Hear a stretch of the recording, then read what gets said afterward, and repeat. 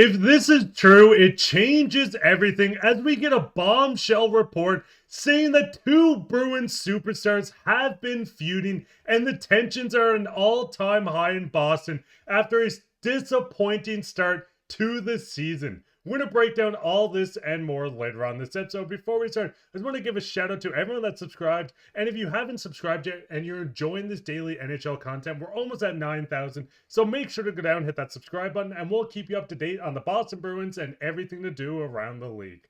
But Darius, let's just hop straight into this first topic today, which is quite a juicy one. And that is that we got a report surfacing that the Boston Bruins locker room is a disaster.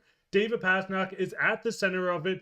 Pasta has told the team he doesn't want to be on a line with Captain Brad Marchand, and it may stem from Brad Marchand calling out Pasta for his play. Initially, looking at this, what is your thoughts coming from Boston?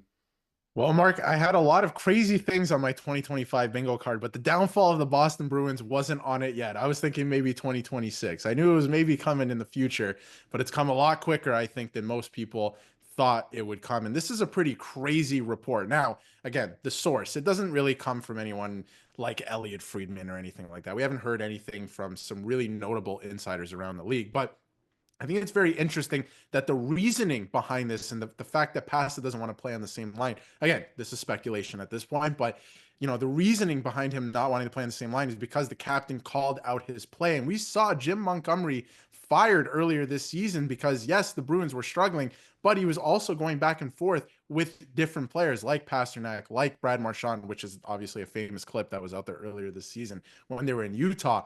So I think it's very interesting that that is the reasoning behind this report.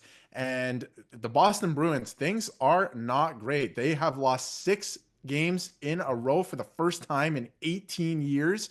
They're slowly slipping out of a playoff spot, which the fact that they're still in a playoff spot says a lot about not only the Atlantic Division, but the East this year.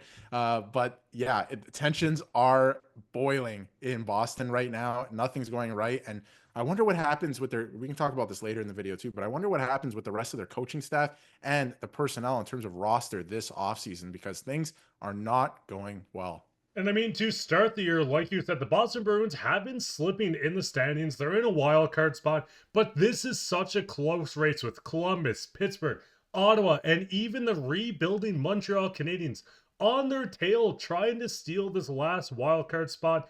But when looking at these lines, you can see from Puckpedia, Brad Marchand is playing on the top line with Lindholm and Coyle, and you can see Zacha centering the line with Pasta and Geeky.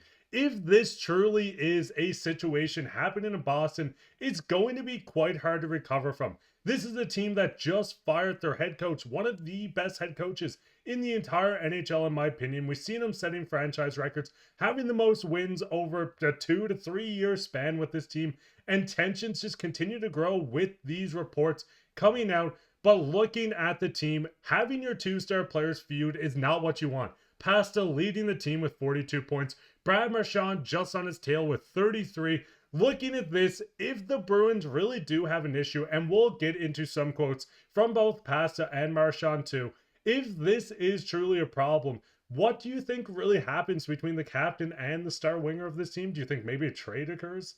Well, I think logically speaking, if you're looking at it on paper and you're looking at it from the outside looking in, if you're not a Bruins fan, obviously Marchand's contract is up at the end of the year. So if tensions are getting to that boiling point and they have to find a resolution in some way, because if you look at the Vancouver Canucks, if this is true and this is not speculation, if this is actually happening with the Boston Bruins, it's very similar to what's happening with the Vancouver Canucks, and they're coming to a head on their decision as well shortly. Like, are they going to trade Miller or is it going to be Pettersson? I think that's going to be very interesting to watch, but this could be the same situation. Again, like I said, Pastrnak is a great player. He's younger. Brad Marchand's contract is expiring. Maybe you look at moving off of him if you're going to move off of anybody, but I think this is very interesting. Again, we're going to get into, the fact that Brad Marchand came to the defense of his star player as well, and he's trying to keep the team together. But I think it's very interesting because a lot of things in this report, again, just speculation. The source isn't, 100% most trustworthy. I'll put it that way. But is very interesting based on the fact that, yes, it looks like they probably want to lengthen the lineup. But for David Pastrnak to find the best success, the players that he's playing with, I'm not sure that's the recipe for success there. So they already fired one of their bullets per se in the chamber by firing their coach Jim Montgomery. I'm not sure how much better it's going to get in Boston this year. I don't think that you can be buyers with the way that they're playing heading into the trade deadline. And I mean, looking at the quotes that we kind of alluded to, the first quote was coming from Pasta denying he says he doesn't want to play with Marchand. I've never in my life said I don't want to play along this guy to the coaching staff or management, and I never would. I love playing with Marshy. I've been playing with him for so long. And this stems straight into the Bruins captain coming out and speaking out on the situation as well, saying Pasta and I are best friends. We've been incredibly close for a long time, and the only reason we don't play together is to spread the depth throughout the lineup. I'm not going to read through any of this, but you can see him say things, a completely fabricated lie.